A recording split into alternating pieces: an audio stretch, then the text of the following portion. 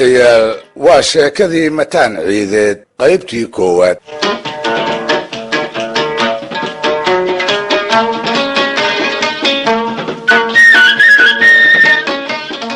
dadka eebbe waa kala caynoo dadka eebbe waa kala dabeecad qallafsan, dabeecad dabacsan, dabeecad macaan, dabeecad kharaar, dabeecad naxariisata, dabeecad aan jixin geyigii la joogaba ninbaa uunka bud ka soo yidhaahda. maalmaha iyo guyaashu kolkay dabin soo wareegaanba wiil baa la soo tufaayo far dheeraatay intuu arlada ku noqdo ka soo shaac baxa lana istusaa. ninbaa hanaanka nolosha ee dadka badani ku wada dhaqmaa isaga u cuntami waayaa, markaas buu dhinac uga leexdaa. wax ugu wacanba ninbaa fara laga cudubilaysta ku kaca oo waxa uu samaynayo uu duulba duul u tabiyaa. xigmad oo idil ayaa garaadkiisa laga mayraa, markaas bay samaanta iyo xumaantu ay sooran u noqdaan. isaga oo indha leh ayuu aragga beelaa, kolkaas buu uunku ula ekaadaa yaryarood aan maamuuskiisa mudnayn oo ilmilicsi uu cagta ku marin karayo. isaga oo dhagale ayuu maqalku ka baalidaa, kolkaas bay waanada waxgaradka iyo tusaalaha waayeelkuba sidii hadaaq carruureed ku soo gaaraan. maroodi aan la hormari karin oo cadhoolo ah ayuu isu qaataa. rag intiisa kaleetana waxay ugu muuqdaan cayayaan marka uu jeeniga saarayo aanu dareemin, iyaguse dareema. hortiisa iyo ambada uu ku socdo tiigsa mooyaane wuxuu falay iyo abuurtii uu dandareeyey midna dib uma eego. lamaba noqoto inay yihiin wax mudan in daraaddood uu hashlihiisu la hakado. ayaase tolow sidaa u baneeyey. ma waaye aragnimo yaribaa, ma aqoon gaabnibaa, ma garaadaraa, ma kibirka iyo ka badbadinta ku adeegsiga awoodda aadkeedaba iska kooban ee aadanaha. bal adba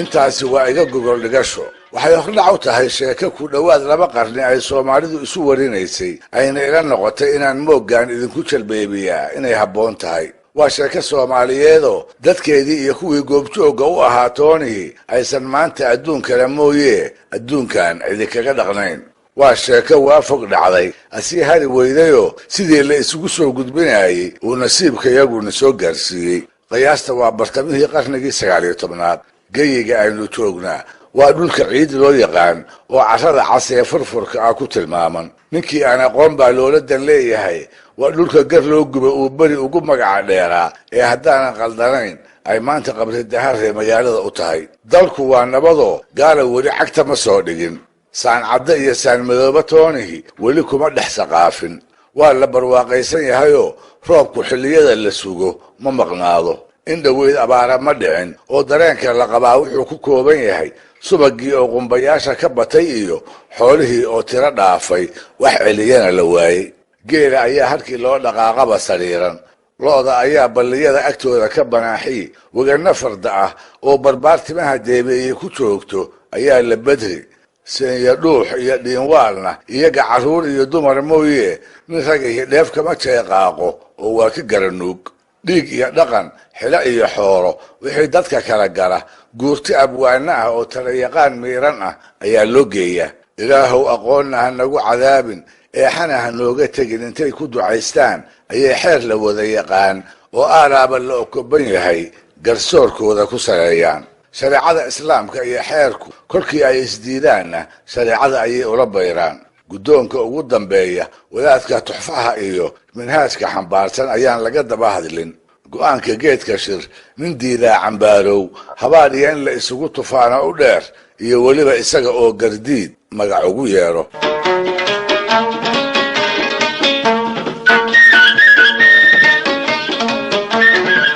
habkaas nololeed ee geyiga ciideed looga dhaqnaa waxaa calwinaya barbaar kol qura lasoo tufay oo magaciisa lagu wada hadaaqay. barbaar in ay degmo wadaag ahaayeen iyo in ay kala fogaayeenba dadka eebbe hurdadii iyo harsigiiba u dacareeyey. nin kibrey oo tadhahay oo wixii uu doonaba ku kacay ayuu ahaa. safarkii uu la kulmaba waa dhacay. 2 eray ninkii ay dhex martayba qaar buu saarsaaray, madax iyo manjo. uunka wixii ka hor yimidna waxyeello ayuu u geystay. xumaan mooyee nin aan dubaaqiisa sama ku soo hoyan ayuu ku caanbaxay. waalid buusan maqlin, guurti baan wax u sheegi karin, waana culimuu dhagaha ka furaystay. eed nin ay lahaayeen iyo nin aysan lahaynba waa dubaaqeeye shisheeye iyo sokeeye waxaa u dhexeeyana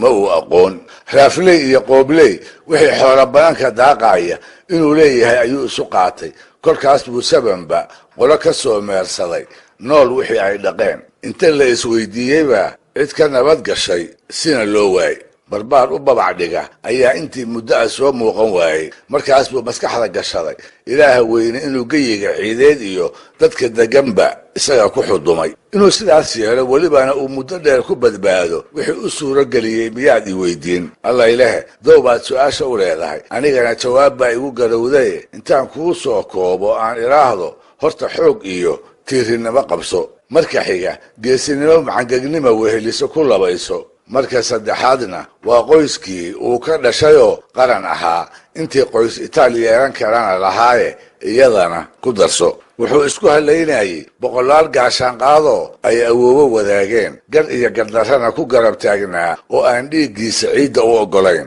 gardarro garba og oo sidii ugu ba'nayd uu ugu adeegtay ayaa ku kaalmaysay inuu muddo madaxa taago oo qaydar qodaxdii uu dadkii agihiisa ku noolaa ku ahaado tilmaamahaas aan cidina jeclayn talow ninkii lahaa kumuu ahaa aan jawaabta kuu dedejiye waa xasan axmed xirsi oo mataan ciideed soomaalida sheekadiisa wax kala socotaay ay ku garan og tahay ninku waa ninkaas magaca ciideedkiisii ku darsaday ee ku laray ma moodaa isaga mooye inaan labood kaleba ciid lagu dhalin haddaba waa un la sheegaaye mataan ciideed ma doqon saleella ah ayuu ahaa ma diric buu ahaa ma geesi buu ahaa ma macangeg buu ahaa ma waxgarad buu ahaa ma liiti aan wax aqoon buu ahaa sheekadiisa ayuunbaa wax badan inooga sheegi doontee bal ila dhadhanso oo ila dhux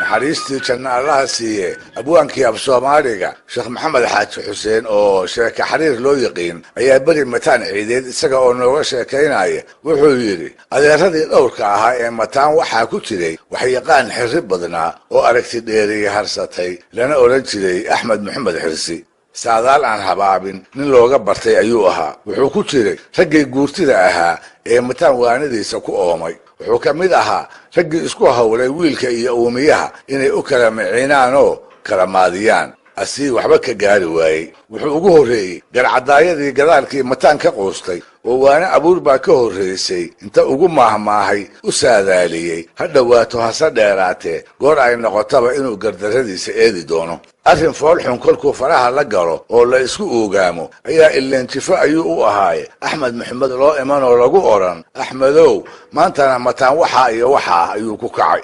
axmed maxamed isaga oo aan isluurin buu odhan xasan mataan wixii eebba ku abuuray weli ma dhicin weedhaas lama garan jirina waa la garan waaye jire axmed maxamed baa dhalaal kale loo imanoo inta loo warramo lagu odhan nin baa maanta geedkii shirka iska taagay dabadeedna xasan mataan baa inta labadii waran isugu qabtay xudunta kaga dhuftayoo duuddheerta kala jebiyey axmed maxamed wuxuu odhan xasan mataan wixii eebba ku abuuray weli ma dhicin dhalaal kale ayaa axmed maxamed loo iman kolkaas baa lagu odhan shirkii buu maanta xasan mataan tegey dabadeedna jadal buu inta qaatay ninkii ragga ugu mudnaa ama sheekha ahaa siduu ugu garaacayey dubkii kaga murxiyey oo ciidda jiifiyey axmed maxamed wuxuu ku jawaabi xasan mataan wixii eebba ku abuuray weli ma dhicin maalin afraad ayaa haddana loo iman laguna odhan axmedow aqal buu xalay gubay dabadeedna markii la maagay in loo soo gurmado oo dabkii la seexiyo ayuu gabooye fallaaro mariiraysanay ka buuxaan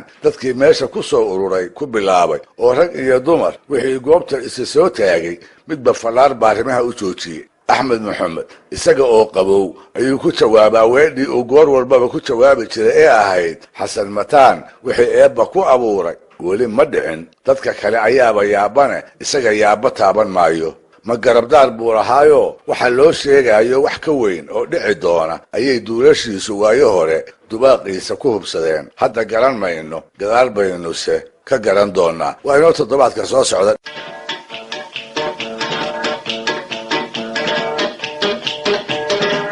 waa qaybtii labaad ee sheekadii mataan ciideed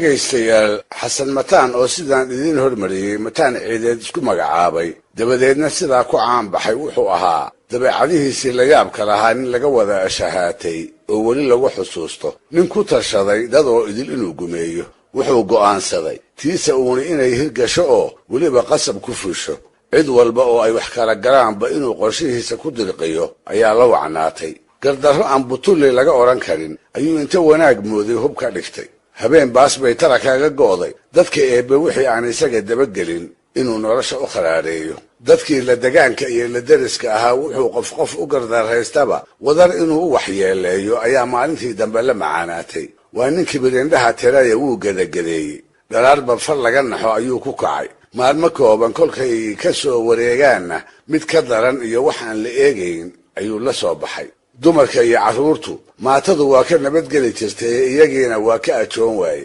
gamuunadii gardarradiisa ruuxna kama uu badbaadin kol qurana isma uu odhan ba'eeyey adiga kugu soo noqonne duulduulkooda uunka eebbe ka aayar wuxuu haddaba ugu daraa diraacdii kululayd ee dheeraatay kolkii uu kala dhex galay biyihii iyo dadkii u oomanaa muqlo hogato meesha lagu magacaabo ayuu geed ka waabtay geed xagar ah oo inta waa hore la gurmo go'aaneeyey halkii ay gudintu ku dhacdayba ay laani ka baxday geedkaas ayuu inta sii hadoodiray harac ka yeelay dabadeedna koorihiisii inta saartay ayuu wixii aan fardihiisa ahayn harsigiisii uga dhaartay oo isaguna dhinac ka degay waa kob aan biyo ceel u ogog lahayn balli iyo xadheedna warkoodaba daah saaxilligoodba lama jooge ninkii dhulka yaqiinay wuxuu yidhi haddii gunagada loo dhaamiyo iyo haddii malaada qarre iyo qoraxay loo dhaamiyaba waa 3 guul macnaheedu wuxuu yahay 2 habeen dhaan ceelka ka soo maqnaa ayaa habeenka saddexaad muqlo hogata iyo xagarka xasan mataan ku soo beegma habeenkaas ayuu dhaankaasi halkaa ku furtaa oo awrta rarka lagaga nasiyaa ragga wadaana ay cabbaar ku indha guduudsadaan berri oo kale ayay ku aadan yihiin maatadii dumar carruur iyo doonkaba lahayd ee oonka aawadii kolba hirarhka dhalanteedka ay laabtu uga hinqanaysay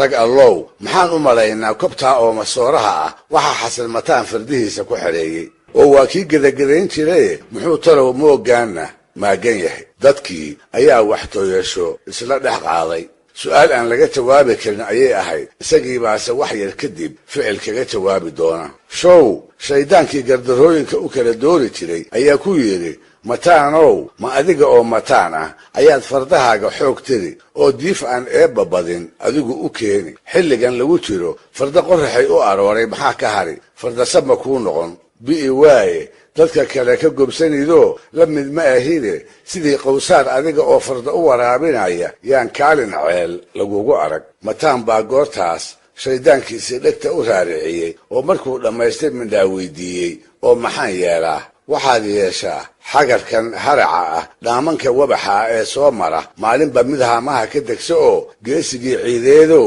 argeegta ayaa ugu biyo qaboobe fardahaaga hadba dhoon horaad ka durduur maxaa sangayaashaada iyo geenyooyinkaaga aroorna u geeyey adiga oo mataan ciideeda ma labalabayne tala isha laga riday ayay ula ekaatay dhalinyaro tabaraysatay oo isaga ka dambaysa ayuu urursaday dhaankii iyo maatadii uu 3 guulka u ahaa ayuu isgafsiiyey awrtii soo martaba waa toydaa wuxuu haybiyaa nin kale iyo cidda loo wado nin alla ninkii uu madaxtaa ku maqlay ratigiisii buu arrumay haamihii buu ka rogay oo baxdowyadii uu xagarka qolkujiraha kaga dhigay afka u geliyey sow ceelkii ku noqon ma aha sow 3 maalmood oo kale maatadii ha oomanaata ma aha sow ilmadowdu ha yuusta ma aha sow gantaaraha gardarrada ee ay awooddu lalinayso kuwa habaarku kolkool kama xanuun badnaadaan taas mataan ma ogeyn luunka saqiirkana waxaa uga daraa aroorka fardihiisa ha iloobina dhegaystayaal weedhii axmed maxamed uu ku jawaabi jiray kol walba oo loo soo sheego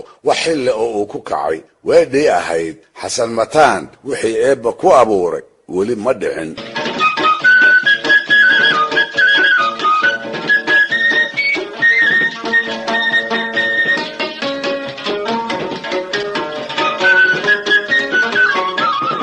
dadkii Soomaaliyeed ee qarnigii 19aad kuma ay faanayn gaadiid dheereeya oo ay isugu tagaan gaadiid faras iyo rakuub weydaarsan ma ay lahayn hase ahaatee waxba iskuma seeganayn baabuur iyo dayuuradayaan la haysan oo hala kala fogaadee war baa la isu hayay toltol kolba xasanada dhex gasha ha la ahaadee xidid iyo qaraabana waa la ahaa waa la isu socon jiray lama kala seerayn saqiir gowrac maalintii uusan jirin waa la isbixin jirayoo la is-ammaan gelin jiray fadaqa yeelkiisa xeer iyo dhaqan ayuu dadku lahaa oo wax ku kala qaadan jiray ganacsi aan lacag la aqoon ayaa lagu macaamili jiray oo xeebaha iyo dhulka ka fogi xidhiidh bay lahaayeen ciid iyo geyiga la jahada ah ee aynu hadal hayno saaxil baa magaalo u ahayd magaalada oo hadda berbere loo yaqaan badyarada cadmeedna ku taal doonyo shixnadan oo hindiya iyo dalalka carbeed laga soo buuxiyey ayaa ku soo xiran jiray maxay sidaanbaa timir dhar irbado lagu tosho iyo badeecooyinka kale ee waagii la joogaba raacatadu ay bandarrada uga baahan tahay ganacsatada reer saaxil waxay badeecadaa ku rari jireen awr iyo rag garka haya oo kabaro loo yaqiin imaanshahoodana la dhowro safrahaas ayaa tegi jiray miyiga xeebaha ka durugsan si waxa ay sidaan ay ugu soo beddeshaan baalka gorayada malmalka garceesaanka gaashaamada iyo hadba wixii reer saaxil abda u leh oo ay dibadda u dhoofsanayaan amaba ay lafahooda u doonayaan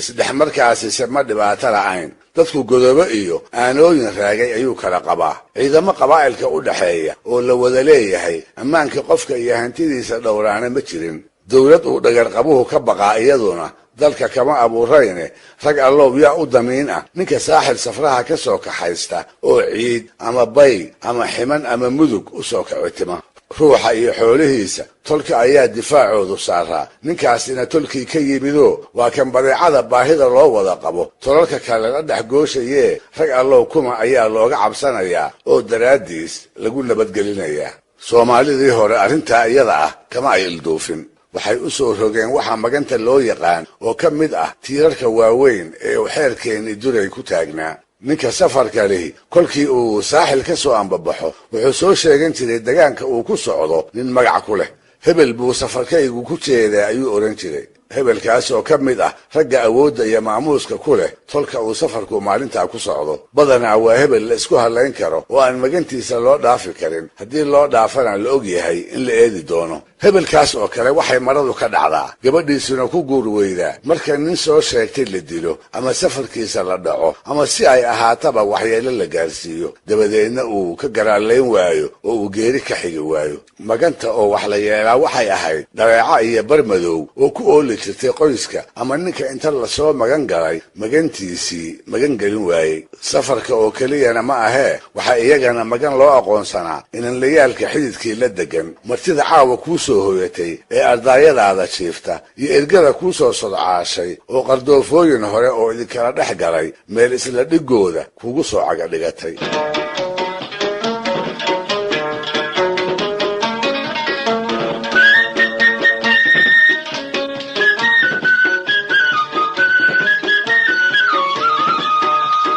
dhaqankaa wanaagsan ee bulshadii soomaaliyeed inteedii badnayd ay u hoggaansanayd waxaa jiray nin uu la xumaa oo inta dhinac uga bayray magantii nabadgelin waayey safarkii bartimaha reerahooda ganacsiga u joogayna goor subax ah xoog kula wareegay sida aad marayn kartaanna ninkii aan u jeedaa waa xasan mataan waa ninkii uu kibirku wanaag oo idil ilowsiiyee bal wax dhowra dhegaystayaal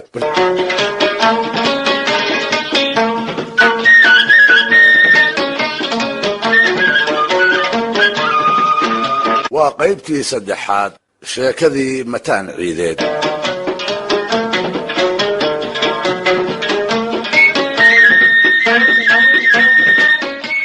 dhegaystayaal mataan ciideed iyo ninkii reer saaxil ee uu safarkiisa dhacay inta aanan sheekadooda idiin soo gudbin bal horta aan sii faahfaahiyo xeerkii ay soomaalidii hore maganta ka lahayd ee ay sida weyn u ilaalin jirtay ruuxa maganta noqdaayay waa ruux ku sugan dhul aan cidahoodu degganayn cudud iyo ciidan uu u qayshado dhul aanu ku lahayn taasoo sababa dhowra ku imaan karta ama waa safaroo alaab ganaca ayuu wataa ama waa mindhisma oo reeraha uu markaa dhex joogo ayuu ka qabaayo xidid leeyahay, ama waa marti reerka habeenkaa ku hoyday waa berigana ka kallihi doona, ama wuxuuba ka baxsanayaa col daba jooga oo dhiiggiisu uu u hilaacayo. si kastaba ha ahaatee wuxuu xeerku ahaa ninka magantiisa la yahay in agtiisa lagu badbaado oo marka hore isaga qudhiisa laga nabad galo, marka labaadna uu ka dhiciyo kolba ciddii inay waxyeelayso u soo tafaxaydata. barnaamijkii kan ka horreeyey sidii aan ku soo xusayna ninkaas la soo magan galay waxay maradu ka dhacdaa gabdhihiisuna ku guumaysoobaan magantiisa ruux ah marka la dilo ama safarkiisa la dhaco ama siday ahaataba waxyeello la gaarsiiyo, dabadeedna uu ka gelgelan waayo, geelina uu ka xigi waayo. keligiisna kuma ekaan jirine ceebtu waxay u gudbi jirtay kolba qolada ama jilibka uu ninkaasi u dhashay, waxaana la odhan jiray reer hebel magantooda ma bixiyaan ama waa laga qaadaa. waxaaba jirta oraah markii dambe mahmaah noqotay oo tolalka soomaalida midkood ay kuwa la dariska ahy ku xifaalayn jireen. waxay odhan jireen marti reer hebel iyo mooye jeelaalba miray xun bay dhawaaqaan, iyada oo reer hebelkaas lagu ceebaynayo inay yihiin duul aan martidooda badbaadine habeenbarkii iyaga oo hurdaqar ku jira warmaha dara.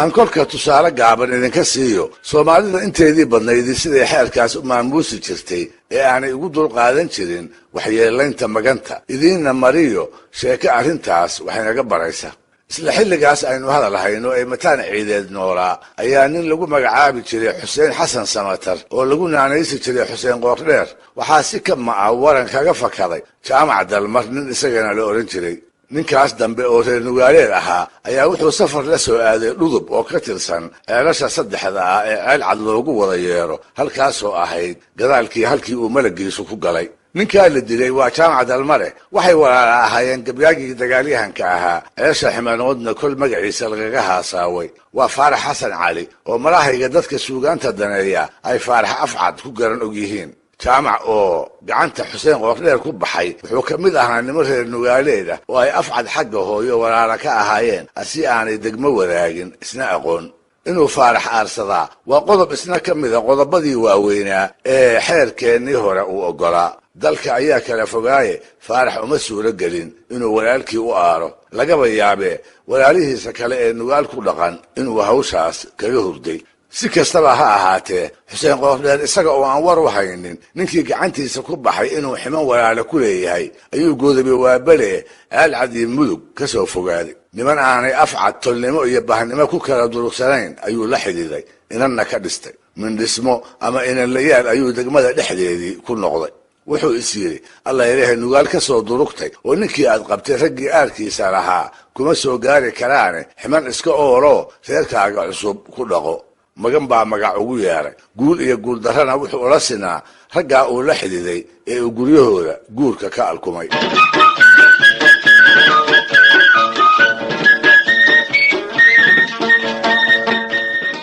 maalintii dambe isaga oo wada dhalaalaya dhowaanna arooskii ka soo baxay ayuu xuseen wax ka soo fadhiistay geed nin tumaalihi uu bir ku tumaayo, gudin iyo warmo iyo amley iyo wixii la mid ah. afcad oo isagana meeshaa waran loogu daylaynayo ayaa ku baraarugay saantii xuseen iyo jaanqaadkiisii. kolkaas buu haddiiba intuu warankii qaabsaday xaggiisii ula jeestay, isaga oo ay ka go'an tahay dhiiggii walaalkiis inuu dhiig raaciyo. waxay rumaysnaayeen ninka haddii la dilo inaanu xabaasha ku xasilayn oo dhinaciisu aanu dhulka qabanayn inta kii dilay oo arlada dusheeda ku nool yahay iskana taxtaxaashayo. ilmilicsi waxaan dhammayn ayaa afcad wahan ku beermay. dhabna wuu isula hadlay, wuu farxay oo wuxuu is yidhi alla ilaahay ninkii walaalkaa jaamac dalmar qabay maanta ayaad haysaa. dhanka kalena wuu naxayoo waxaa ceeb la noqotay ina adeerkiis nin magan u ah sida uu u dili karo oo uga aarsan karo. hadduu dilo dhibaata ka soo gaari mayso oo deera u hirdiyi mayso,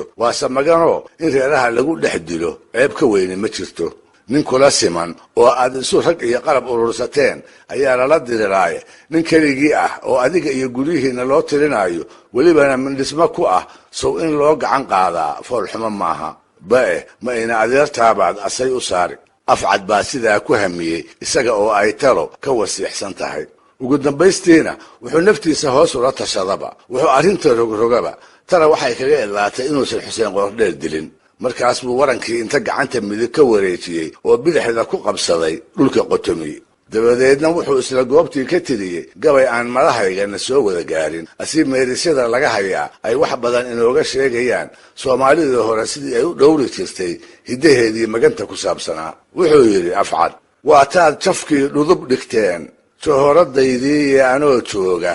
baad hooyaday jabay ka siiseene nin walaalkii haad loo jarjaray looma jiibsado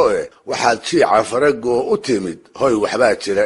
jiridweynahaygaas haddaan jiriyo ruuxaaga jeeskayga oo meel fadhiya lama jiteeyeene geelayga jaawiya idiin jiid ma bixiyeene ninna ima tutuubeen haddaan ruuxa kaa jaro inta kale jarkood waa tahay iyo jaranqahoodiiye waxsaan kaa jeclaa dhoorrihii jinaha dhuubnaaye waxaan kaaga joogsadayse waa magan jalleeceede iga jaho xuseenow nin soo jiitay baa tahay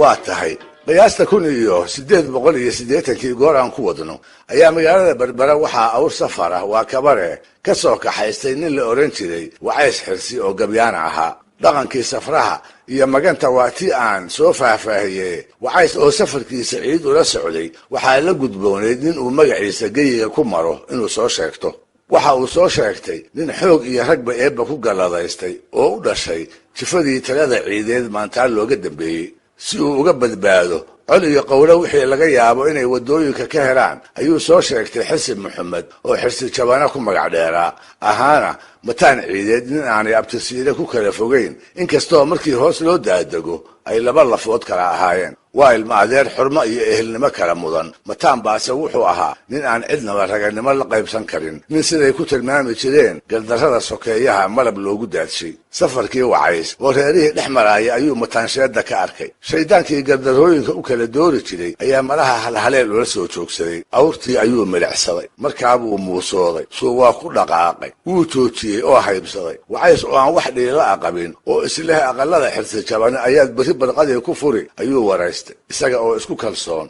ayuu u deexday wuxuu ugu waramay safarkaygu Xirsi Jabana ayuu ku socdaayo isaga ayaan magan u ahay waxa ka dhaadhacsanay kor hadduu ninka magan u yahay mataana inuu u yahay wuuna ku hagaagsanaa waase haddii xeerarkii jiray la wada raacayo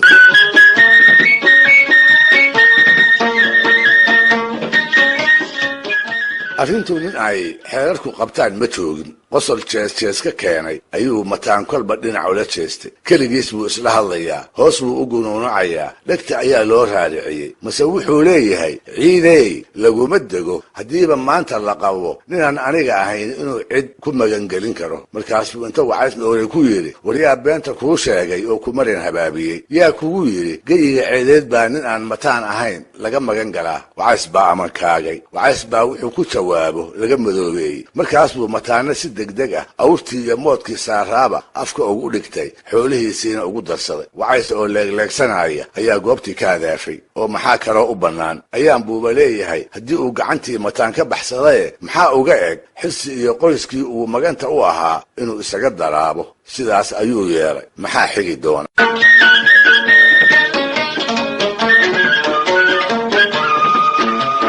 waa qaybtii afraad sheekadii mataan ciideed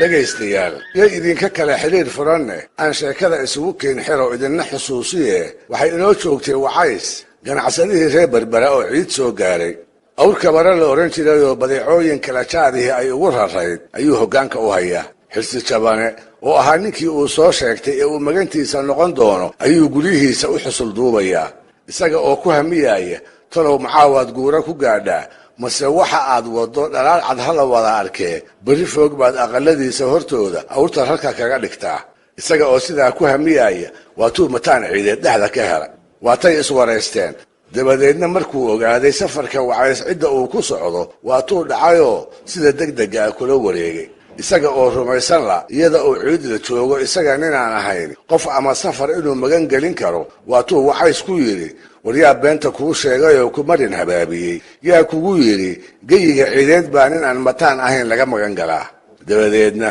Wacays oo leegsanaya waatuu goobtii ka hadaafay isaga oo hantidiisii mood iyo nool toona aan waxba ka wadan waatii la yiri dhiilada dabaylo jimbaa dawiye warkii baa la isxuriyay oo dal dheer oo idil degdeg loogu tabiyey waa sidii laga filayay xissigii magantiisa laga dhacay intuu ceeboobay ayuu ogaamay geed qariye ayuu waayay maalin uu hiil uga baahi badan yahay inaysan jirin ayuu raggiisii wada dareensiiyey qayladaa wilatay foolxumo daran bay ahayd xissi iyo barbaartiisii waxay go'aansadeen inay iska mayraan marka horese xigaale ayaa la yahay gafkii lagula kacay iyo xoolaha ka maqanba ay ka ergeeyaan dartiis dagaaladii u dhacay dartii geelii loo kala qaaday iyo ergooyinkii labada lafood u kala dab qaadayay intii lagu howlanaa Wacays isagu wuxuu dharaartii harsanayay geed haraca oo loo waabay habeenkiina wuxuu caanaha haleelada ku durduuranayay golo loo dugsiiyey golo loo kashkaashayo meel u dhaxaysa aqalada dhowrka bahood ah oo xirsi jabane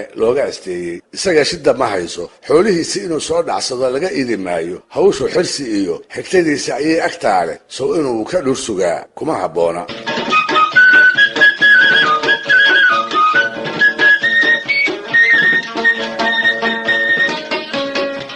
waa la isguubaabiyey dagaal humid iyo ergaba waa la isgarab wadaa warmaha ayaa la isu looshaday ugu dambaystiina dhowr bilood kadib ayaa waxaa lagu guulaystay safarkii oo Wacays ka dhacay intii ugu badnayd in mataan laga soo celiyo Wacays baase wuxuu dhaar ka maray iyada oo shay qurihii ka maqan yahay inuu gudoomo oo talow maxaa ka maqnaa wuxuu tabaayay laba hal waa makaawi waxay ahaayeen kuwa laba xabba ah oo waaweyn oo raggii hore ee Soomaaliyeed uu luqunta ku xiran jiray raggii horena kama wada sinayn qaarkii magaca dheer yeeshay oo madaxnimo ama geesinimo ku caan baxay ayaa xiran jiray milka ka soocmay ayaa ku taxaashi jiray maantana mataan oo aan waxba ka bixin ayay qoorta uga laalaadaan markii haddaba laga baqay labada hal dartood in la isugu jabo ayaa odayadii ergada ahaa mataan u tageen waxay ku yiraahdeen mataanow labada hal laga gadee ninkii lahaa u celi markaas buu diiday waa lagu noqnoqday oo si walba wax loo tusay waase laga soo furfuri waayay si alla si looga soo meeliyo ayaa tab loo waayay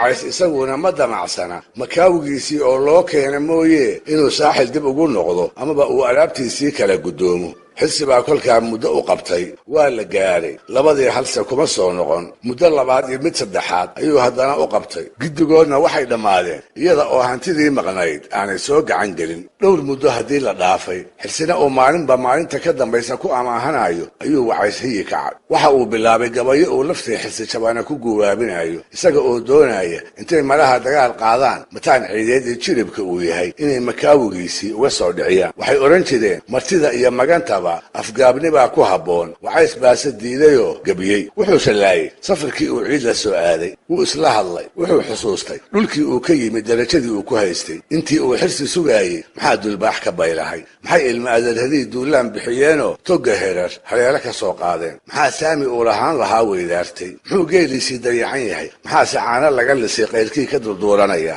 maxay gacalisooy dahabadii u dhaxday kolba aqalkii u asoosi iyada oo u toog haysa oo talow macaawu imaan ma berri buu soo dhici ku tallamaysa ma hebel oo reeraha u nool baa sidan la ii geli lahaa alla meesha ma malagay baa ku galay maxaa i dhigay ma waxbaa iiga soo socda bal maan isaga dhaqaaqo tixdii uu sidaa ugu calaacalay ayaa waxay ahayd dawlooy ba'ey reer ugaas nalagu dayn waaye hadduu duubigii nool yahaan nala danqaabeene degdegle iyo nin diihaal qaba yaa dowga soo mara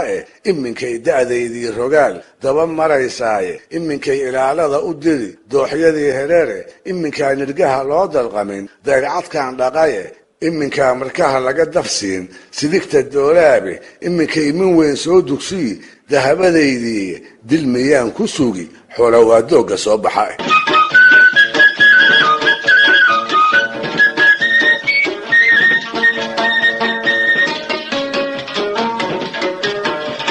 odaygii uu maganta u ahaa waa xirsi jabane gabaygaa ma uu garaysan waxay la ahayd inaanu waxba hakran hantidii wacaysna soo dhiciyey uu maraha wax kale ka doonayo go'aan ahayn wax walba iga heshaye kuuna soo dhiciyey madaar aan ku dhisaad iga dooni ayuu ugu daray tixdan jawaabta ah ee uu ugu halceliyey wuxuu yidhi hadduu duubigii mood yahay rag baa dageeladii yaale waataan dar xiran kaaga dhigay harada waxaa dooni een daar ahayn dugaya yaa sheega wacays isaguna markiisii tixdaa ma garaysan wixii uu xirsi ka tirsanayay ayuu ogta ka caddeeyey makaawigiisa mataan ciideed uu galduur ku mushaaxayo ayuu gocanayaa oo uu carabka ku dhuftay in xirsi iyo raggiisa laga waayey nin mataan u beerdhigi kara ayuu ku dacwiyey markaas buu tixdan culus oo miinlayda ah ku garnaqsada moodkayga oo degan miyaan weerar lagu miisin meeshii intii timid miyaan maramaro u qaadan murqufkii ka soo haray miyaan lagu muraadaysan ma makaawigaygaan galduur lala mushaaxaynin ma mataanka xiran baan dartii loogu mari waayin nin majeerta oo kaca miyaan magana loo waayin naftu inay macaan tahay anaa kuu markhaati yahe meeshii mildhaawo leh ragsow kula masaal maaha wargacalkaa hawaayine raggu hadduu diriro waa isku midoo nin aan birtu karini ma jirtee kacoo mataan waxaygii iga soo dhici ayuu wacays ku soo gebagabeeyey jawaabtiisa xirsi jabane tixdaa wuu ka cadhooday waxay ula ekaatay inuu wacays abaallaawo yahay deelqaafna ku darsaday wuxuu garaysan waayey in laga dafiro hawkarkii uu ka maray soo dhicinta moodkii magantiisa laga dhacay markaas ayuu tix jawaaba ka celiyey tii wacays taasoo uu ku yidhi halaa tidhi wacaysow naf baa kaa halaan haline oo heedha herar waa la geyn hadal xumaantaase waatay haleeladu dartaa hara ku oodnayde hubka maanu dhigin jeerahoon helay waxaagii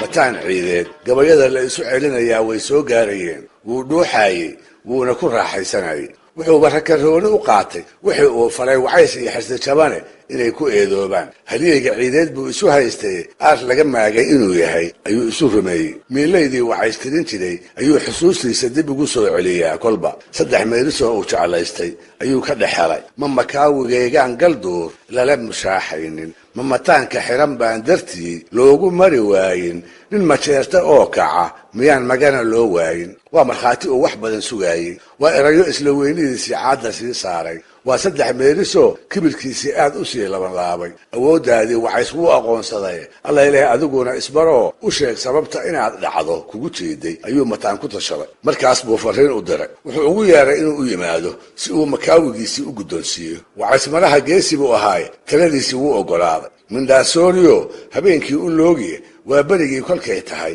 ayuu labadii hal soo qaaday oo wacaysoo waxa dhici doona aan dooc iyo dareen u haynin la soo joogsaday intii uusan kuushii guddoonsiin ayuu u mariyey tixuu ugu sheegayo safarkiisii uu dhacay inuu rag ku xiniya baarayay siduu yidhi waxay ka ahayd inuu dareensiiyo isaga mooye cid magan gelin kartaa inaysan jirin hadda kadibna uu dawgu yahay haddiiba uu ciid kabara la soo aado inuu isaga uun soo sheegto wuxuu mataan yidhi 5 reeroo baxawaad leh waa kala shisheeyaane ha yeeshee shaf iyo gowrac waa kala shishlaadaan rag baan sharad ku beenaynayay ee kuma shideeyeene labadeenna oo shaarugta yaan shuqul xumaadeene hadday sharaf lahaayeen baryaan soo shafaacsadaye adaan sheeyadii kuu huray ee sharac allee qaado oo labadii hal gacanta ugu riday malaha waa maalintii uu mataan ugu tala roonaa barnaamijkii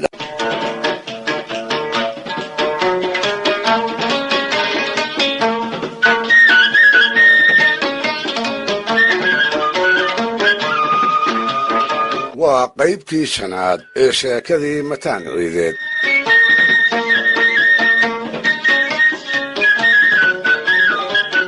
dhegaystayaal muddo hadday mataan qoortu kor ugu taagnaydoo falalkiisii siloonaa iyo magaciisiiba bari iyo bogox lagaga haasaaway ayuu maalintii dambe geelooda dhexdiisa kadaloob u fadhiistay hami baa ku soo kordhaye dhulkii buu jifeeyey hal iyo faras baxdow ah ayaa mooladiisii ka batay barbaar turuqya waaweyn oo wada okobonna garabkiisa ayuu ku arkay kolkaas buu istaawiyey rag inuu wax dheer yahay waxay la ahaatay bili adduun inuu u soo maray maxaa ka maqan ayuu isweydiiyey allayleh doobni baad ku raagtay lagana roone waa ruux dumar ah oo aad alkumato degdegna aad ula aqal gasho ayuu naftiisii ugu jawaabay hawo guur baa ku soo korodhay oo talow teebuu gaataa dadtayuu kala xididaa tashi buu bilaabay oo duqow iyo abwaanno uma bayrine da'yartii ay isku garaha ahaayeen ayuu u leexday wuxuu goostay gabadha uu guursan doonaa milge iyo qurux gayiga ciideed inanta lagu kuunyo inay noqoto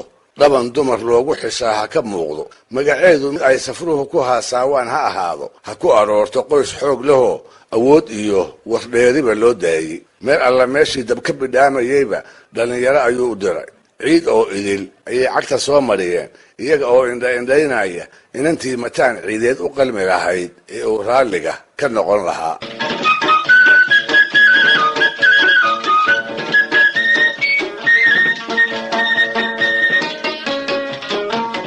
ina hebeshii loo soo sheego wax uu ka maagto oo uu wuxuun ku dhaliilaba ugu dambaystii ayaa barbaar geenye qodban ku joogaa uu geedkii uu fadhiyey kaga degay wadahadal gaaban kadib waxaa la midhacsaday mataan oo ilka caddaynaya oo aad moodo safar dagani inuu u muuqday waxaa la arkay mataan oo muusoonaya mataan oo boodboodaya siduu yahay canug aan weynaanoo wax ka lumay cabbaar kadib ciidda ka dhexelay allaylehe gabadha laguu sheegay way kuu qalantaa reer la yaqaan way ka dhalatay bilic aan dumar loogu wada deeqinna waa loogu deeqay laguna galladay qorshe iyo quluud wanaag haween loogu xisho oo dhan baa lagu tilmaamay oo waa tuma waa salaada yuusuf waxay eedda rumaad u tahay nimankii walaalaha ahaa ee gebyo ogaa weerar bulxan yuusuf iyo qamaan bulxan yuusuf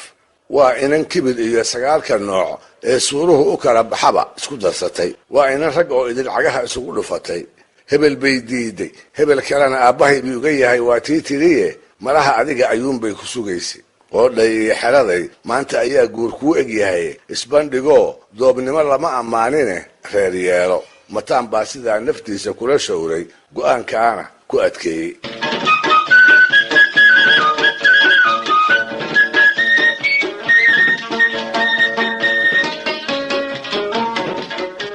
sideeda bannaanse guur waa doonis ama waa la bixide labada tabteebuu raacaa ileen xodxodo iyo is-afgarasho ayaa ka horraysa gabadhana hadal idiinma horraynine la bixid iyada haba soo qaadin midda kale tabta la bixidda waxaa u irkada nin cayra oo xoolo adduun ku yar yihiin yarad badan in la weydiistana ka cararayee maxaa mataan uga dana inuu doono ayay tara kaga dhammaatay raggiisii kuwii uu ugu kalsoonaa ayuu urursaday dabadeedna qoyskii ay salaada ka dhalatay ayuu fardihii u hensaystay isla markiiba wuu u dadab galay la isma haybsan oo waa la is yaqaan waa xigta isku degaanahoo isku ceel iyo carshin ah korkaas buu ma leexleexanine inuu salaado doonaayo reerkii diirka uga qaaday gabdhaha oo la isu diidaa soomaalida xeero ma ahayne waa lala xaajooday dabadeedna waa loo carab laalaadiyey geel iyo fardo iyo yarad imisaad bixinaysaa doodu kama jooginoo lagu murmimayn maxaa yeelay waxaa la ogaa mataan inuu yahay wiil hoog ammaan jecel oo diyaar u ah rag inuu ka fooro xididkana wax sheeka reeba uu guddoonsiin doono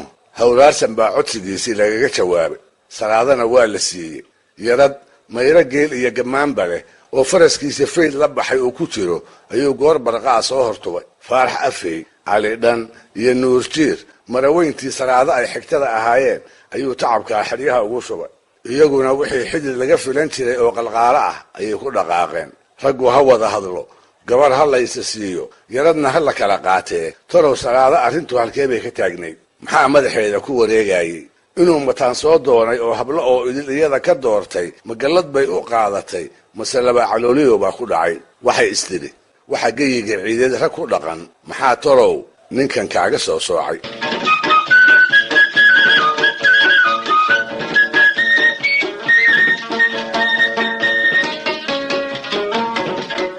su-aashaas ayaan aniguna jawaabteeda toyday waxaana ku tiri kuteed igu soo gaadhay dadabgalkii horeba inay gabadhu doonistii mataan ka maagtay dumar iyo rag mid ay kula sheekaysatayba waxay ka ergaysay ninkaas habaar mooyee aan dhankiisa waana duca loola jeesan in la weydaarsho malahayga waxay ka cabsi qabtay carruurta ay dhali doonto habaarka mataan ku larani inuu u gudbo inuu fac ka fac ka hari waayo hase ka maagto hana ka mashiiqsatee marna diidmo salaado uma bannaanayn wax walba oo rag ku heshiiyey waxay ahaan jirtay inay dumarku raacaanoo rabbi iyo ragba wixii ay ugu taliyaan kama hor imaan jirin inkastoo raggii hore qaarkood ay yaradka iyo aayaha hablahooda ay kolkol yaradka u xeelan jireen haddana run ma ahayn waalidka iyo jifadu halka ay gabadhoodu ku socoto inaanay u meeladayi jirin. Salaado iyada oo taamaanka ku haysa ayay guurkii mataan hawraarsan tiri. Ha yeeshee gugii gabadha inuu dhista laga sugaayey ayuu imaan waayey, fariinna ma soo dirin. Xagaagii xigayna lama arag, dayrtii haddii la gaadhayna ma soo joogsan. waxaase yaab loo wada go'ay gugii labaad kolkuu da'ay welina aan wax wara xaggiisii laga helin. muxuu talow mataan maagan yahay ayay dadkii yaqiini ishaybiyeen, waayeel iyo dhallinyaro, rag iyo dumar, iyada oo wixii uu damacsanaa ay cidina suurayn la'dahay ayuu maalintii dambe tix gabay ah soo dhiibay. waxay ahayd tix ay ka muuqato inaanu inantaba dan sidaas ah ka lahayn, kalgacal sii ridanna aanu u haynin. bilsoonqaad iyada oo lagu jiro ayaa dhallinyaradii Salaado u timid oo waxay u sheegeen gabagabadii tixdaasoo ahayd: soonkan iyo soonkiis haddaad socotaday weydo, iga samir Salaadooy ilaah nimuu ku siiyaaba.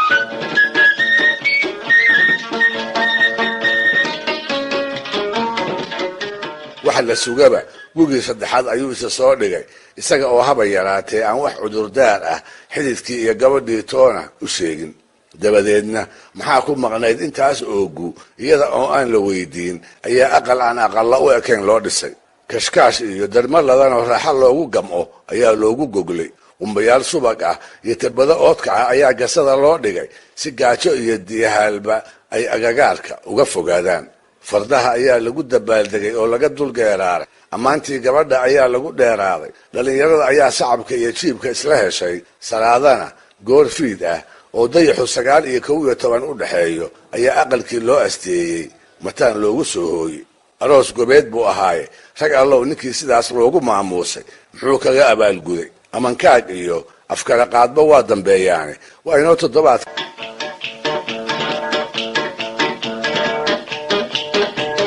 waa qaybtii 6 sheekadii mataan ciideed.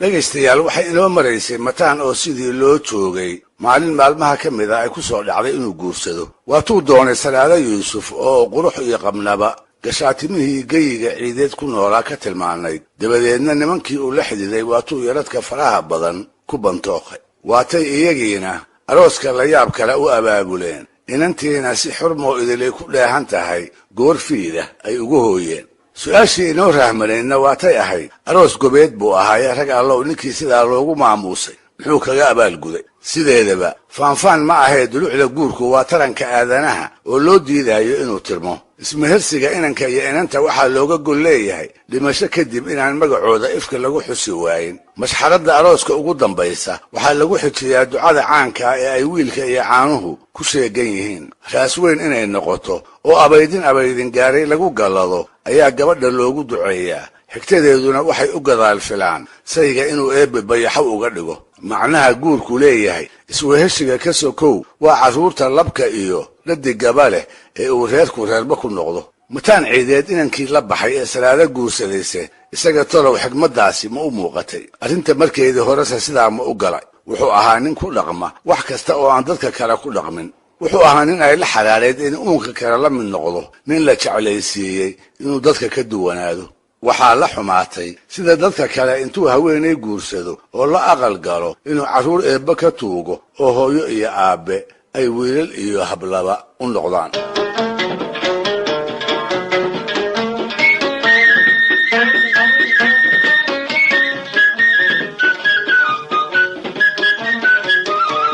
wuxuu ku tashaday guurkiisu mid sheeko reeba inuu ahaado. mataan baa guursaday, wax lala yaabaana ma dhicin, way u cuntami weyday. sokeeye iyo shisheeyaba dhibaato kasta dad waad u geysatay, welina itaal rag waa tahaye yaan wacdarahaagu isdhimin ayuu ku tashaday. guurkaagu ha noqdo midaan isaga oo kale weligeed la arag, eed kastaa ha ka timaadee ayuu naftiisii kula heshiiyey. dabadeed 2-3 habeen kolkii Salaado iyo isagu uu midkood waliba aqalka doc ka seexanayay, sidii 2 nin ay u wada joogeen ayuu fiidkii dambe daboolka uga qaaday tashigii uu shaydaanku laabta ugu tiray. oo muxuu ahaa? wuxuu ahaa sidii nin iyo afadii inay aqalka ugu soo wada hoydaan, sidii 2 ninna ay ugu wada noolaadaan. waa waxaan taariikhda guurka weli soo marin war oo idil wuxuu ugu soo koobay salaadooy boqorka ciideed ayaan ahay adiguna marba haddaad afadaydii noqotay haweenka ciideed ayaad boqorad u tahay oo maanta kadib salaado ciideed weeye magacaagu salaadooy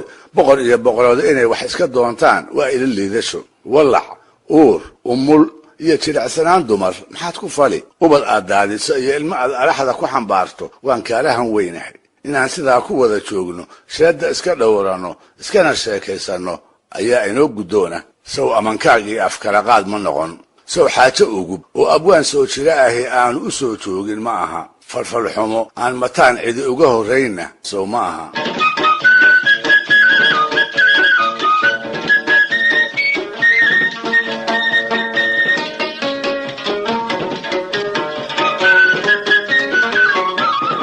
go'aankaa silloon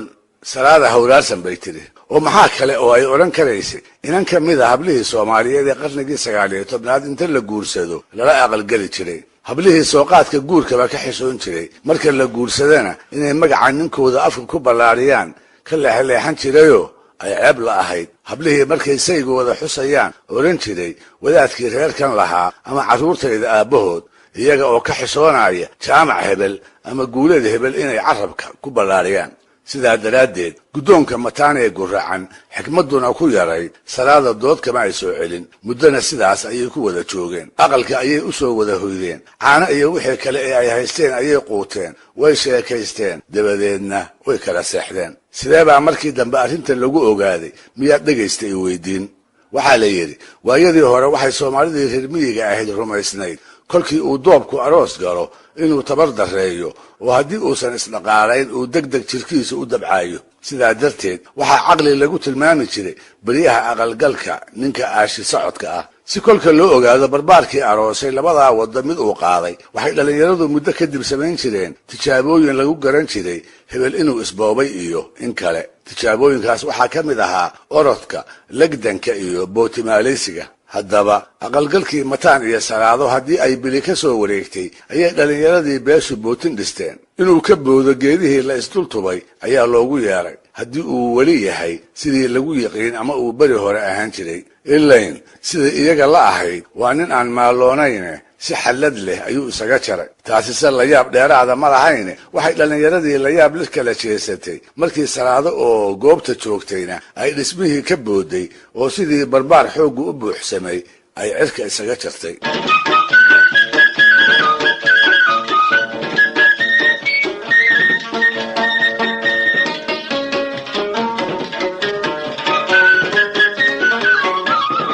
durba bulaan baa bilowday waxbaa la dareemay shaki iyo xamxam baa beeshii ka dhex abuurmay qofba qofkii uu ka hor yimid ayuu labada ruux xaalkooda ka toyday kolkaas baa salaado waxaa loo diray dumar soo waraysta dhismihii aan maanta ogayn gabadhii ka booday aroos ma geline salaado inoo waran ayaa waxaa ku yidhi haweenkii oo raggiina uu ka warsugaayo waxay jawaabta ka meermeertaba waxaa markii dambe laga helay aqalkii arooska sidii ay ku gashay inay baaqi ku tahay bulaankii iyo xamxamtii baa sii batay warmihii tuhumka ayaa mataan lagu halgaaday waxaaba shaki la geliyey ooga ahaan qof dumara oo ugub siduu say ugu ahaan karo xilligaa ma jirin tuhumka isaga ah tabaalo ka weyn oo la soo gudboonaada nin dhowaan guursaday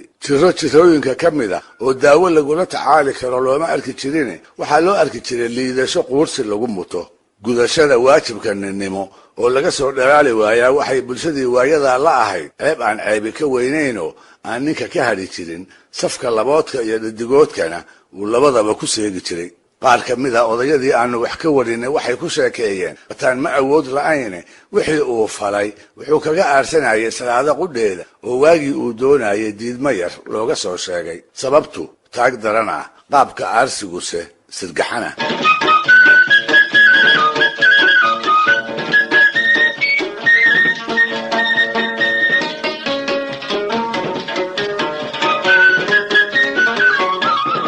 si kastaba ha ahaatee mataan ciideed guuxii bulshada ayaa gaaray aad buu uga xumaaday in ninnimadiisii la duray inuu ka gelgisho ayuu damcay ha yeeshe eed kale oo kibirku ka hakin waayey ayuu dhabarka u ritay waa nin gardarrada marab loogu daadshaye gabadhii uu asaageed ka reebay ayuu haddana ceebeeyey oo keligeed ma aflagaadayne hooyadeed oo sodohdiis ah sii galafta hadal tiraabahoo lagu sheekeeye waa laga kabtaa oo la iska iloobaye hooyaala maanso ayuu labadiiba ku dhaleeceeyey kolkii loo soo hooyey inaysan isku sanbanaanayn ayuu salaado ku tilmaamay sodohdii dhashayna wuxuu ku cambaareeyey inanteeda inay ababkii hore ka xumaysay wuxuu ku eedeeyey farsamo xumada gabadheeda yaraantii ku soo gaadhay inay iyadu ku ogeyd raallina uga ahayd gabadhiiba wuxuu ka soo saaray qurux foolka ah ha joogtee ruuxaan inaba wax kale la gola iman wuxuuse ku roonaa sidaas qayaxan inuusan waxu odhanine wuu u sarbeebtay taasaana keentay in la kala wariyo gabaygiisii ba'naana uu ina soo gaaro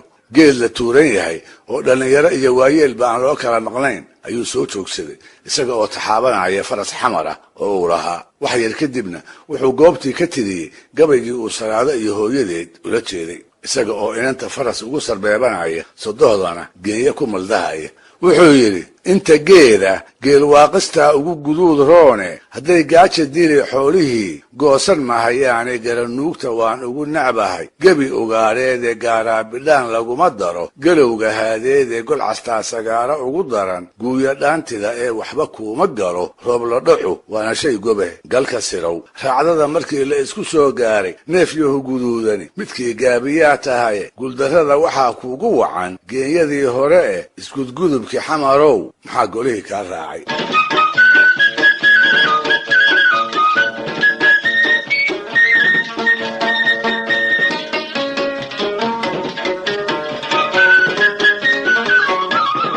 waayadaa waxaa ceeb aan ceebi ka weynayn ahayd dumarka oo wixii lagu qoonsado gabay lagu sheego malahayga cid soomaali ah oo mataan uga horraysana ma ay jirin afada la qabaa kuma sii jirin waxaase ka sii daran oo laga siqoon jiray sodohda oo xurmo mooyee ninka gabadheeda markaa qaba amaba qabi jiray aan wax kale ka mudnayn ha yeeshee ninka aanu hadal haynaa waa mataan oo xeerka dadka qabtaa aanu isaga qaban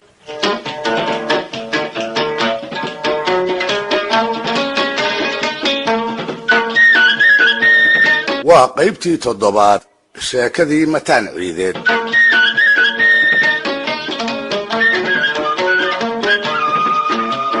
dhegaystayaal malahayga sidii foosha xumayd ee uu mataan kaga abaalguday arooskii gobeed ee salaado weli xusuustiinna kama bixin waxaa kalood sidaan filaayo aad ula yaaban tihiin gabaygii sarbeebnaa ee uu ku ceebeeyey gabadhii dhowaanta loo dhisay tixdii aanu sodohdiina kala xishoon ee uu ku aflagaadeeyey gabaygii uu ku dhammayn jiray galka sirow raacdada markii la isku soo gaaray neef yahow guduudani midkii gaabiyaa tahayee guuldarrada waxaa kuugu wacan geenyadii hore eh isgudgudubkii xamarow maxaa golihii kaa raacay bal malee kolkii ay tixdaasi shaacday wixii dhacay raggii geedka joogay ee loo mariyey niman hadal seega ma ahayne sarbeebtii sow lama wada garan sow hoos looma wada jeensanoo nin u jiibiya lama waayin rag baa damcay inay isla geedka shirka ku dhaleeceeyaan ha yeeshee way ka maageen waxay ka baqeen wax ka daran inuu goobta ka geysto dhiig iyo dhabbaqo midkood in madasha lagala carraabo ayay ka yaabeen markaas bay afafkoodii xagsadeen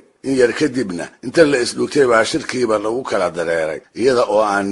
nin la hadlin odayadii xilku dhibi jiray iyo garmadowdii ceebta nacbayd ayaa kor iyo hoosba mataan u habaaray addimadiisa ayaan laga baxsan jirine carrabkiina ma ku daray ayay ku cataabeen abwaanadii baa laabtu huguntay fiidhoraadkii ayaa tixdii ba'nayd oo dhallinyaro iyo waayeelba la qaybsan yahay aqalladii iyo golayaashii geela lagula laabtay waa lagu haasaaway odayadu ha diideen oo dhagaha ka furaysteena kurayadii baa geelashii ku soo carraabiyey oo markii ay hal soo duwaanba kor ugu dheeraystay inta geeda geelwaaqistaa ugu guduud roon hadday gaajo xooluhu qabaan goosan mahayaan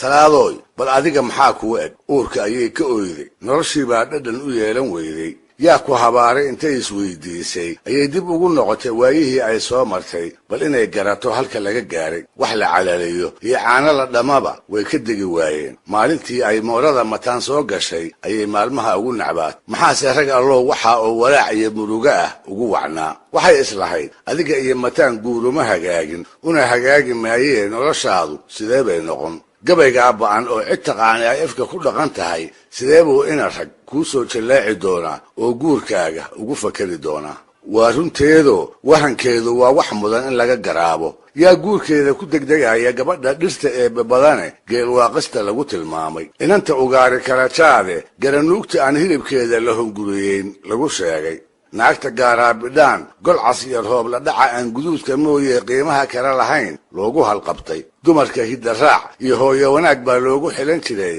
yaa u soo hanqal taagaya gardarraba ha ahaatee gabadha hooyadeed uu geeltiruhu ku maansoonayo waxay haaraantay nimankii ay walaalaha ahaayeen iyo ilma adeerada ee inta mataan yiqiin gacantiisa ku aaminay saantii ragga ayay ka irdhowday giddigoodna bayr bay ka yeelatay dhuxulo dab ah oo indhaheeda kor saaranna waxaa ku noqotay daymada dumaradii ku wiirsanayay dhowr cisho haddii wahan iyo walbahaarba ay ka meel waayeen ayay maantii damba tashatay go'aan adag ayay qaadatay aqalkii ay oorida ka ahayd intay si dhuumasho ah uga baxday ayay habeen madow waddada cagta saartay reerkoodii oo aan ka fogeyn xeryihii dayrta laga soo aroosay ayay beegsatay iyada oo marashadii ay qabtay mooye aan ku hambaasin shay kale oo mataan ku ismanaa intii ay labalaxaadsanaysay oo dugaagga ka baxsa ay islahaydna way ilmaynaysay oo maxay u ilmayn weyday sow muraayadii qabkeeda inkaarqabe kuma tumanoo bagac kama siin waxaa ii muuqata iyada oo hadba kufaakacaysa oo markay xuurta tirataba ku celcelinaysa tixdii gabyaaga ee ahayd naftu waa maqnow amase waa mahad ku noolowe waa miiska aan ahay hadduu mid u dhexeeya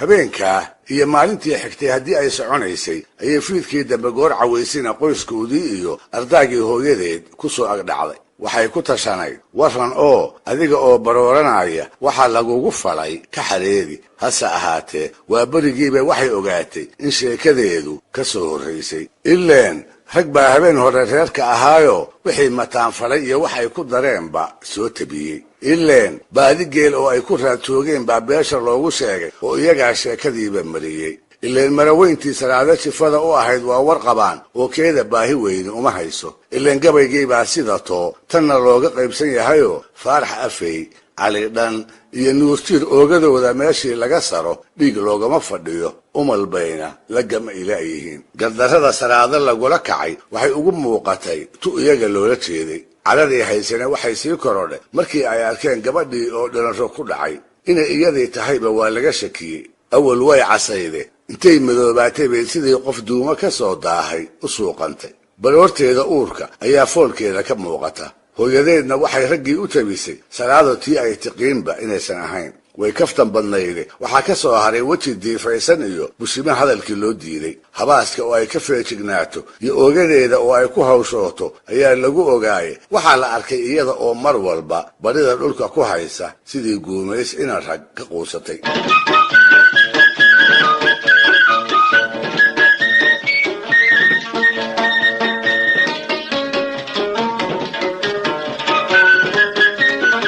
barbaartii ay gabadha xigtada ahaayeen ayaa mid waliba colaad mataan dhinaciisa ka guddoonsaday isaga iyo ninkaasi inaanay dunida guudkeeda ku wada noolaan ayaa waxaa dhaar ku maray seeflaboodkii salaado hoosta uga yaraa 20 jir ina adeerkeeda oo baraaraha nabadda mooyey aan halaagga colaadda weli u soo joogin ayaa 14 iyo boqolka xaf ku siiyey mataan iyo xidid kale inaan eed dambe kala gaarin dulucdu waa inuu nafta weysiin doono dabadeedna laga raysan doono odayadii beeshu waxay dhallinyaradii cartamaysay ugu caqli celiyeen nin da'yari intuu geed ka boodo ayuu tala ka boodaa dadkuna waa toloo xidid keliya lama ahee dhaliyana waa la wadaagaa xasan mataan sidaas foosha xun haddii uu ku kacay balyaan lagu dayan godob sokeeyana laguma degdegee shilibka uu ka dhashay ha loo ergeeyo guurti soo guddoomisa faralka mataan wixii lagaga xafiif qaadan lahaa ayaa la soocay habeenna haddii ay tashigii ku guuleen oo qaarkood cara awgeed uu geedkii ka dareeray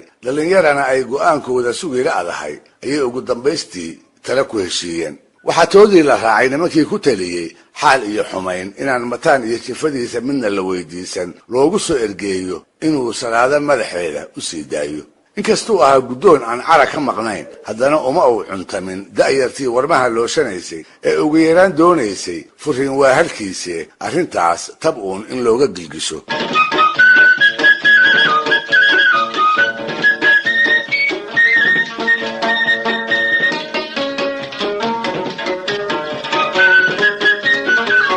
kastaba ha ahaato heer kastana ha soo martee hebel iyo hebel baa la magac dhibay mataan ciideed innaba garnaqsi ugu tegi mayne raggii jifada u ahaa ayaa meelmarinta guddoonkaas loogu guriga tegey hawraarsan ayay ergadii kala kulantay odayadii ay u gogol fadhiisteen mataanna wax la bariyo oo garka iyo gundaha lahayaba ugu dambaystii ayuu yidhi yeelay waase haddii la ii soo celiyo yaradkii aan hortii bixiyey shardigaa isaga ah ergadii hadalkama ay soo celin waxayna muujiyeen wax walba oo ay salaado madaxeeda ku heli karaan inay u darban yihiin sidaas ayaa maalintaa lagu kala dareeray iyada oo lagu ballansan yahay debnaha mataan in laga maqlo saddexdii dalqadood ee uu salaado ku qabay kolkii loo soo noqo xoolihii yaradka ahaa ee xagga reerkooda kaga maqnaa marahayga waxay ahayd markii ugu horraysay oo ay mataan iyo rag kale wax kastaba ha ahaatee ay wuxuun ku heshiiyaan maxaase ka dambayn ergadaasi kolkii ay noqotayba waxay bilowday geelii iyo fardihii yaradka ahaa ee xasan mataan inay meel isugu keenaan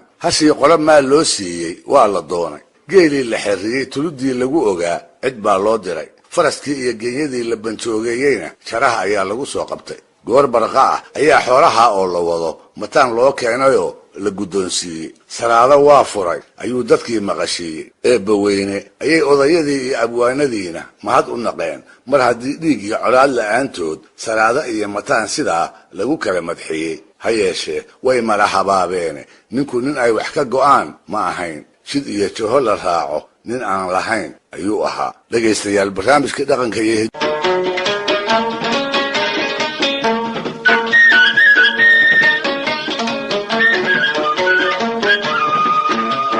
waa qaybtii 8aad sheekadii mataan ciideed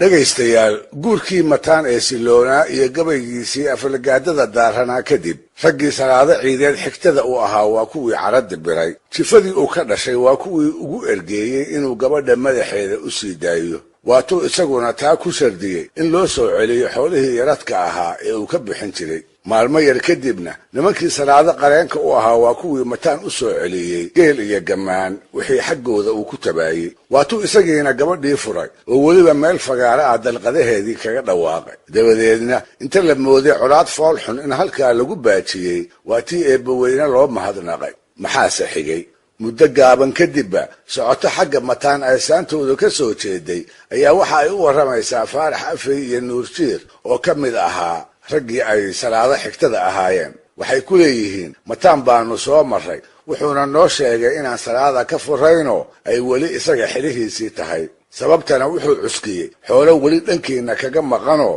ay ka mid yihiin faraskiisii fayd la odhan jiray iyo 2 halaad oo markii uu bixinayay isku sidkanaa waa run oo 4 neefi in aysan weli u soo xeroon waa wax jira hase ahaatee markaa ka hor sawtii laga heshiiyey oo in loo soo kaxayn doono loogu ballanqaaday isna uu rabbi iyo rag hortiiba uu salaado ku furay heshiiskaa hore oday goobjoog u ahaa ayaa la soo booday rag allow ninku jid xumaa soo waana axdi kama xirmo sidee buu damac uga hayaa gabadhii uu sidii la ogaa u galay ee uu magaceeda bi'iyey mid kale oo garab fadhiyey inuu umar saaqayna ay caddahay ayaa u jawaabay oo ku yidhi wiilka gabadha damac kama hayee waxaa kibirkiisa maanla'aaneed ka dhaadhiciyey inaan salaada ka dhalan niman ka xafiif qaadan kara ragna aanu ka dambayn cali dhan iyo nuurjiir baa cadanyooday wuxuu ballaar lahaa dhulkiibaa ku yaraaday faarax afey ayaaba roonaa oo labadooda dejinayey isaga ayaa ku taliyey war kol hadday arrintu 4 neef joogto ilma adeerayaalow dhig sokeeye guul ma noqdee ha loo geeyo wixii dambe ee ka yimaadana aan dhowro waa laga yeelay waxaase geedaha labadiblo loogu xiray quraanyana lagu jafay dhallinyaradii uu dhiigga mataan u hilaacayay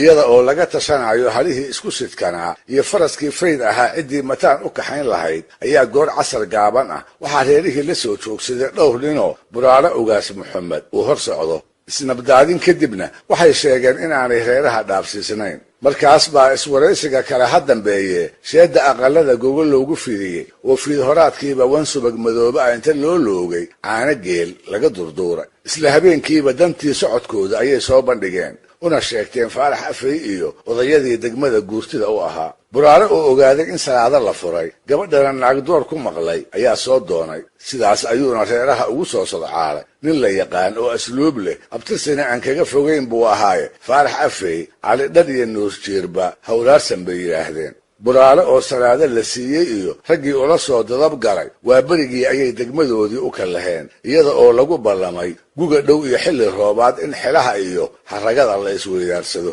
wariyayaasha qaarkood waxay sheegeen buraare markuu ka gadoomay xididkii cusbaa inayba salaada ku mehersanaydoo sharci ahaan ay afadiisa ahayd. rag allow, mataan ciideed markuu arrintaa maqlo muxuu yeeli doonaa? bal wax dhow.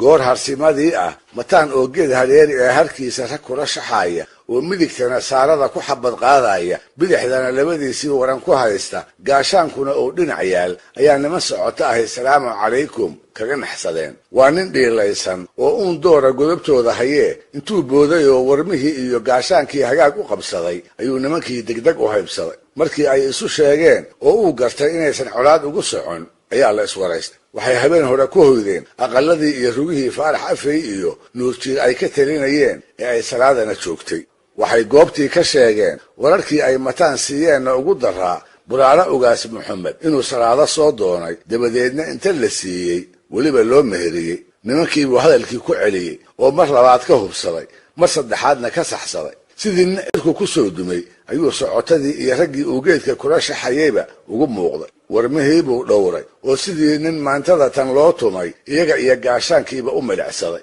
sidee baa adiga oo jooga uu nin kale salaado u hawaysan karaa? su-aashaas buu hoos isu weydiiyey. isla markiibana go'aan buu si degdeg ah halkii kaga dhawaaqay. wuxuu yidhi, intiina geedkan joogtaay dhegaysta. dadka ciideedow u dhug lahaada oo waxa aan idiin sheegayaa yay fudayd idinku dhaafin. kii joogow kan maqan gaarsii. salaado aniga oo ifka ku nool nin kale ma geyo. naagta mar uu magacaygu ku yeedhay sidee bay aqal nin kale uga soo toostaa? naagta aan boqoradda geyiga ciideed uga dhigay ee anigu aan salaado ciideed ula baxay, dadow yaan loo haqaltaajinoo ninowna inay carruur kuu xambaarto shaarubada ha u duugin. nin dhiiranaa oo geedka wax ka fadhiyay ayaa yidhi, oo mataanow, sawtii jiilaalkii dhoweyd lalahaa salaado wuu furay. wuxuu ugu jawaabay, shalay ma furin, maantana furi maayo. haddiise xataa aan furo, halkee buu ku nool yahay ninka guursan karaa oo naag kol meher iigu dhacay iiga dambayn karaa? rag allow, gardarra iyo kibir ka qaab daran ma loo soo joogay. abwaankii jifada u ahaa axmed maxamed xirsi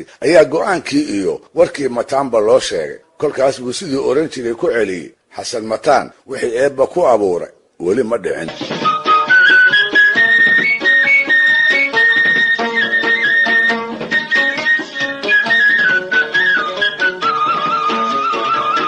go'aankii uu mataan shaaciyey iyo warkiisii baa geyiga ciideed daaf walba u qaaday. wixii waxgarad ahaa oo dhammi waxay yidhaahdeen, sayga iyo ooridiisu intay kala tagaan sawtii uu midba reer labaad yeelan jiray, sawtii aan furiin dabadi xasanadi dhici jirin, maxaa salaado ku gooni ah oo ay kaga duwan tahay dumarka uu nin furo dabadeedna uu mid kala guursado? ninkii su-aashaa ka jawaabay wuxuu yidhi, salaada goonni ma ahee mataan baa goonni ah. waa nin maskaxda gashaday geyiga ciideed iyo inta ku noolba inuu eebbaweyne isaga ku xudumay. hadduuba ahaa xumaan mooyee nin aan dubaaqiisa sama ku soo hoyan, maxaa u diidaya inuu maalin noolba wax lala yaabo la golo yimaado? yaa arkay oo maqlay nin haweenay furay oo yidhi dabaday lama guursan karo. qoyskii salaada ka dhalatay oo taladiisu tahay in 4 neef xasan mataan loo kaxeeyo ayuu warkaasi gaaray. rag iyo dumar wixii maqlayba cara ayaa digsiisay. tol beelaye, xasan mataan miyaan rag loo lahayn ayay dumaradii ku geesaaseen. awal hore raggii nabadda ka telin jiray way badnaayeene, hadda way soo tiro yaraadeen. tan iyo maalintii la maqlay hadalka mataan ka soo yeeray,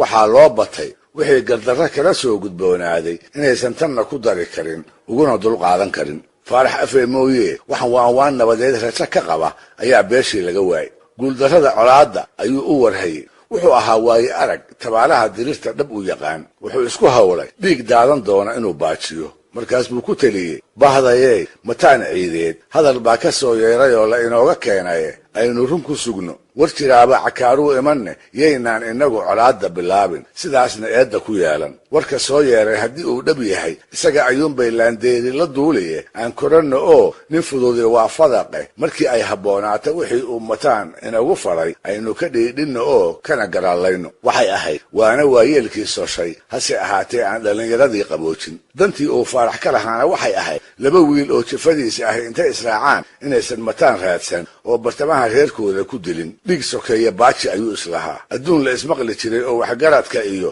garcadaayada laga dambeeyey ayuu ahaaye faarax iyo odayadii talada ku raacay taas way ku guulaysteen oo da'yartii cartamaysay way u caqli celiyeen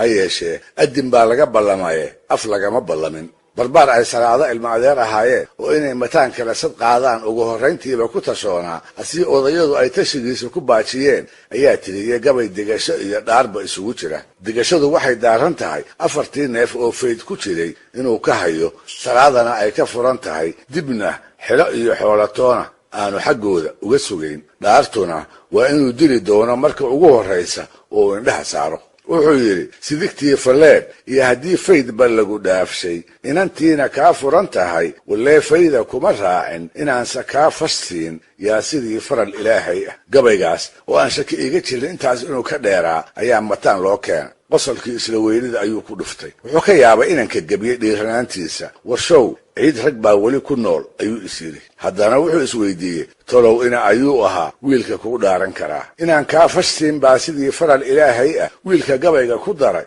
ma doqon baa ma dal dheer buu ka yimid ma wuusan aqoon kuu lahayn ma naftiisuu nacay ma tol iyo cid ceshata lana talisa ayaanu lahaynoo waa waxaan xigta loo ogeyn dhegaystayaal barnaamijka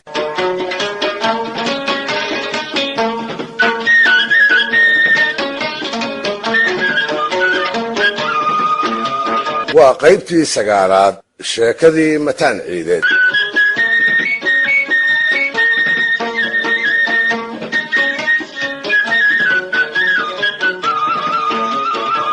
dhegaystayaal si ay sheekadu isugu keen xiranto aan idiin soo koobo qaybaheedii ugu dambeeyee markii uu xumeeyey markii uu canjarafeeyey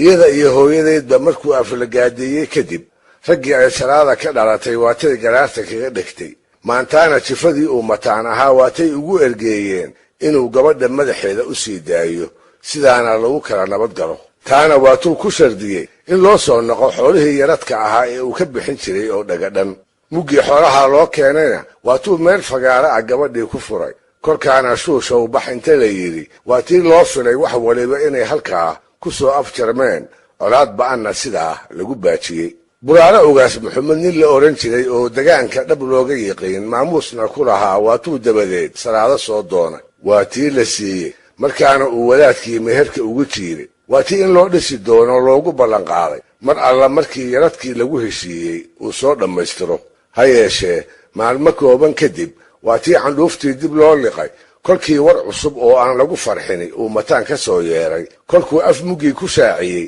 inaanu salaado furin isaga oo sababtana ku sheegay inaan weli loo keenin 4 neef oo 3na ay geel ahayd midna uu faras ahaayo yaradkii loo soo noqay ka harsanaa ayna ahayd in loo keeno taasise wax weyn ma ahaynoo wax laga xaajoon kara ayay ahayde waatuu raaciye weedhii laga wada yaabayay ahayd xataa haddaan furo nin salaado guursan karaa ma jiro gabar uu mar meher igu dhacayna nin hawaysan karaa ifka ma saara warkaa markii ay maqleenna nimankii ay salaada ka dhalatay waa kuwii ceshaday 4 neef oo xaggooda mataan ka sugaayey kuwaasoo in loo kaxeeyo uu markii hore tashigoodu ahaa intaasna kuma ay ekaane waa tii barbaar ay gabadha ilma adeer ahaayeenay uu tiriyey tixdii digashada iyo habaarkaba daaranayd ee halkudhegeedu ahaa sidigtii falleed iyo haddii faydba lagu dhaafshay inantiina kaa furan tahay wallee fayda kuma raacin inaanse kaa fashsiin baa sidii faral ilaahay ah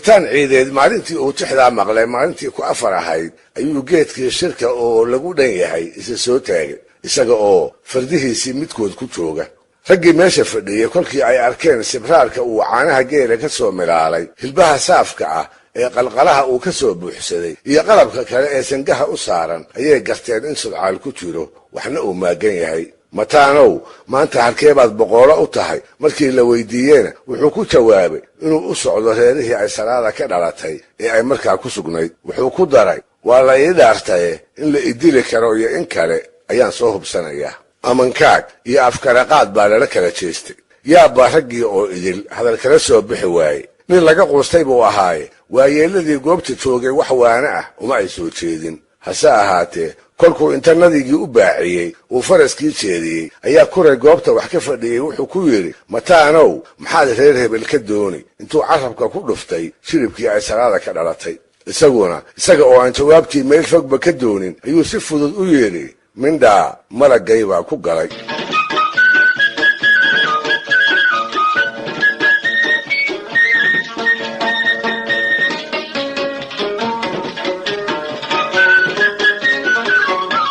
maalintii dambe goor ay barqadii tahay ayuu ku soo baxay degmadii uu ku socday meel kale kuma uu leexanne aqalkii salaada ku jirtay oo uu soo tilmaansaday ayuu beegsaday geed ku yaal aqallada duleedkoodana qaafadii reeraha ayaa shiran ku ahayd wuu arkay kumase uu leexanoo dan iyo heella kamuu yeelanne wuu garab maray isagiina waa la milicsaday war ninka meesha maraya ee ina hareer maray waa kuma ayay isweydiiyeen wuu hagoogan yahay afkuu taagayaa labadii waran ee xaasawda lahaa kal horena bullaxaar laga soo gaday ayuu isku garaacayaayo dhalow kaga siinaya waa duul isyaqaanoo weligoodba is ag taagnaaye calidhan nuurjiir faarax afey iyo raggii kaleba durbo way garteen ninka garab maray ee aqallada u dhaafay inuu mataan ciideed yahay faarax afey mooye in alla intii geedka fadhiday ayaa warmihii boobtay sidii col mahiigaanihii uu reeraha soo galay indhaha ayaa lala sii raacay aqalkii salaada ku jirtay oo uu soo tilmaansaday ayay saantiisa u jeedaa qoor iyo xero waa kaa daraq yidhi oo sidii nin ay ooriyi u joogto kalsoonida ku galay taasi hadday dhacday kolka maweesaa dhowran niman mar 4 lagu sheegay marna 5 lagu sheegay oo calidhan ku jiro ayaa isku markacayoo qarabkoodii qaatay mid walba hubkiisa waxaa ka mid ah hooto dhagaley ah sidii lagu yaqiin faarax afey ayaa isku dayey maantaana inuu baajiyo dhiig sokeeye oo lama horaan loo wada arkay raggii gadooday ayuu damcay inuu qaboojiyo oo umalka saaqay uu biyo ku duldaadsho wuxuu ku yidhi ilma adeerayaalow wiilkaasi dhiil buu lulaya yaan lagu dayanoo gardarradiisa yaan loo raacin